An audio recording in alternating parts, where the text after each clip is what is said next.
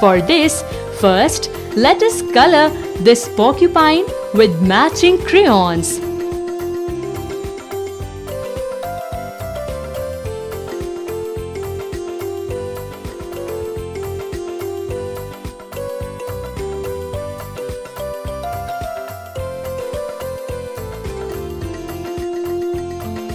Now, apply some adhesive on the porcupine.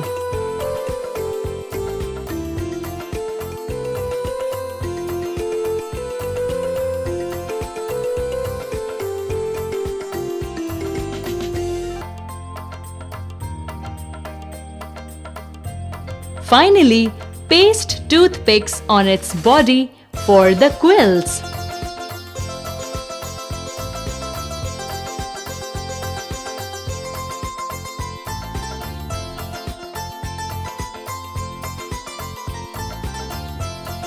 And this completes your porcupine that is made using toothpicks.